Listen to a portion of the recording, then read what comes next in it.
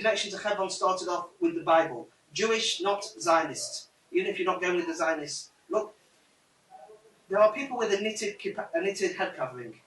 They're the more Zionists. You'll see people with like a black hat and a black head covering. You've seen them around Jerusalem. They're not so Zionistic. But if they're coming, they're becoming because of the stories in the Bible. This is what's important. At the end of the first temple period in 586 BCE, don't need to worry about the dates, but the Edomites are converted to Judaism, and they live around this area. And with the destruction of the second temple, there were also Jews living here, and there's a land destruction we'll talk about later. Then comes, a bit more afterwards, the Bar Kokhba revolt in 130. There's a revolt against Romans with Bar Kokhba, his name is. And it's written that on a field of Mamre, not so far away, which you can get, I can't get to, but you can go to. This was where they actually say that they were selling the Jews as slaves into slavery from there.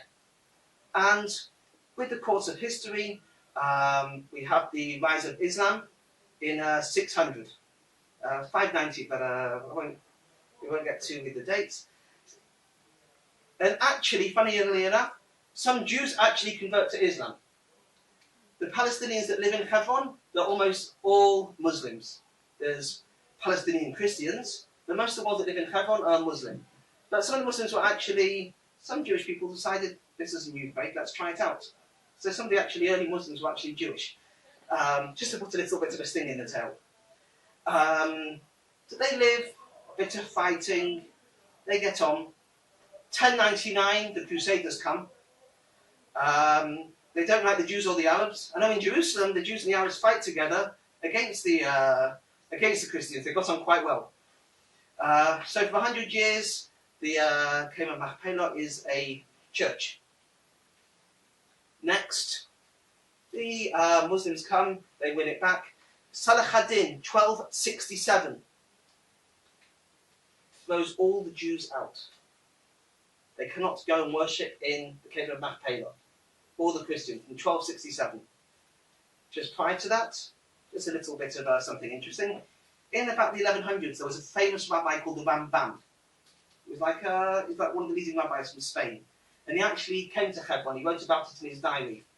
And actually tomorrow was the anniversary of the day that he came. And he said it should be a festival for all my descendants. And my wife's also a descendant from this rabbi. My wife's father's fathers, all the line of fathers to my wife, so my children come from this thing. So tomorrow they're getting off school. No, I'm joking. Okay, so this comes 12. This comes. There's also other visitors. Life is not so rosy, but the Jews and the Arabs that are living here get on okay.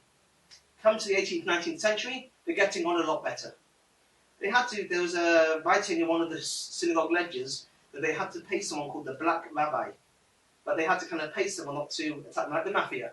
But they called it the Black Rabbi, which is an interesting story.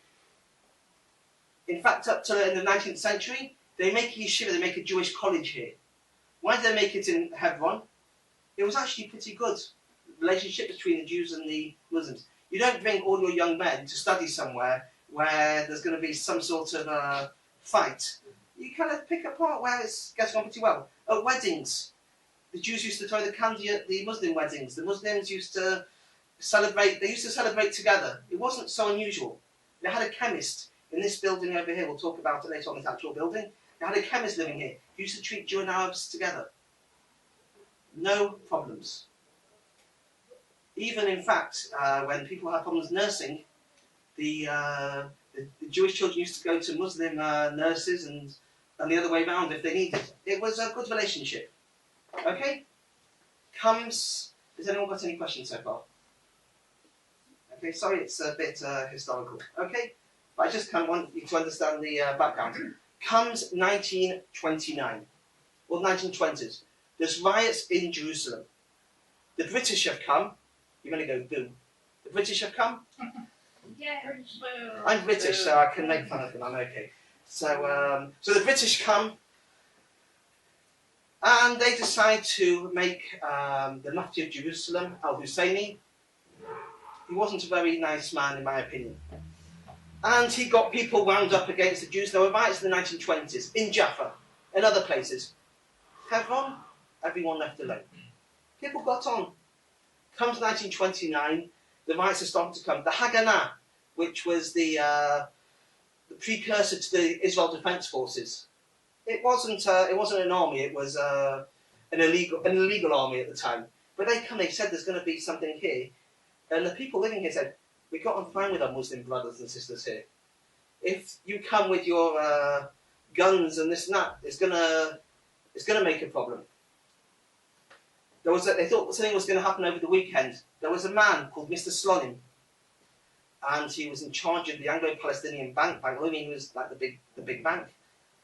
He comes. If anything happens, he got on very well with the Muslim. He goes, comes to my house. April 26th, 1929, there was a riot. There was a massacre. They decided to start killing all the Jews that lived here. They heard something in the mosque in Jerusalem, and they get riled up, and they come and attack the Jewish people living here. They knock on this Mr. Slonim's door. We will let you go, but tell the strangers to leave your house. We'll let you live. They respected him. He goes, these are all my friends, they're my family. They're not, I'm not going to let them die. And they more or less killed his whole family. One person survived in that house. It was their son, who was 13 months old at the time. And he was actually underneath his mother's body dead. And they thought he'd died. I don't want to get too graphic, but there was rapes, and it was a very ugly massacre. There was a chemist that lived here, who was the people's friends that lived here. They just kind of killed him. There was a Muslim man who was standing saying, you don't come, these are my friends, you have to go through me first. And they actually stabbed this Muslim through his leg, and he stayed there, and that family actually survived. When I was studying for my tour guide course, a Muslim friend said to me, you know, my family was proud of it. Stopped the people coming from killing it. They hid in my grandparents' house in Hebron in the massacre. They kind of kept it quiet maybe at the time, but he was actually proud. There were some good people about who did what was right. But when I'm telling you about this massacre, it changed people's opinion. People thought very differently. People that weren't bothered about Zionism or the Haganah, they weren't going to be safe with their people they thought they were with their friends. And this kind of changed the whole perspective. Nothing to do with it, just take it out of history. 1949, when the State of Israel gets established, about 75-80% of people who were people of the State of Israel had citizenship. 80% had lost a first-degree relative in the Holocaust. 80%. So that's 8 out of every 10 people had lost a brother, sister, parent, child. And I think with the massacre of 1929 and what happened in the Holocaust, the people that kind of come to live here in Israel after that, there's not so much trusting of people. If you're a Jew, you don't trust anyone. Doesn't matter what country they are, they're all kind of, especially the Arab Palestinians that kind of killed them, especially in Hebron, there's a lack of trust. And I think even to the modern day, when people in Iran or Syria say they want to destroy the Jews, it's not quite the same, or even people in Hebron. I'm not saying everyone says that, because that's not true. But if people in Hebron come and say that, it's kind of, people aren't so like, yeah, you don't even mean it. It's not like I want to kill you when you say that, when you're annoyed with someone. When people say that, to a Jew, it's a bit deeper than it would be to maybe anyone else, if that makes sense. So I'm just trying to get you into the minds of the people that were living here. 1948, after 1929, more or less, there were no Jews left here. 1967, there's the war of independence. Jews are nowhere near here, don't get here. 1967, they call it the Miracle War. It was a miracle. They captured the whole of the West Bank, Golan Heights, and this area becomes part of Israel, to all intents and purposes, to the Jews. I'll be careful with my words, okay? And they start coming back here. They want to come here. The first person to come was Ben Gurion, who was the Prime Minister before then. But people can't come and live here. In about 1980, people come for Passover, and they decide to start wanting to live here. And they get into the hotel and they sit in and have a sit, saying they're not moving. They put them somewhere else, then they agree to build a settlement. We're not going to get into all the minute detail now. That will come later. Comes in the 1990s, we have the Oslo Accords. They try to sort out who has what. And they make the area into H1 and H2. H2 is completely Palestinian. I cannot go in there as an Israeli citizen. No way. It's the same with Ramallah, with Jericho, and with Bethlehem. As an Israeli citizen, with an English passport, I could go in, that's another story. But officially, I can't go in as an Israeli citizen. And it's Area A. And this is called H1.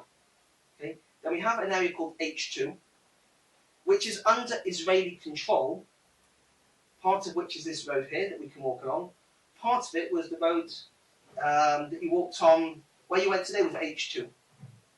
It's officially under Israeli control, but no Israelis go in it, if that makes sense, except for one line. Does that answer your question with the H1 and H2? Yeah, there we go. Okay. So this is the history. And then they have the Oslo Accords, then they make something specific for Hebron, where they agree with the Cave of Machpelah, how it should be sorted out, and this will come to later. That's the most I'll be talking the whole time. Anyone got any questions? When exactly did the Jewish settlers come here? Like not before it was divided into H. No, beforehand. Before it was H1 and H2. So from 1967 on already? No, from about 1970s. It was a year or two after the war when they came in. But it was people coming. It wasn't actually the country with the idea. It was people. It was the holy city. Up till 1929, it had been more or less every year had been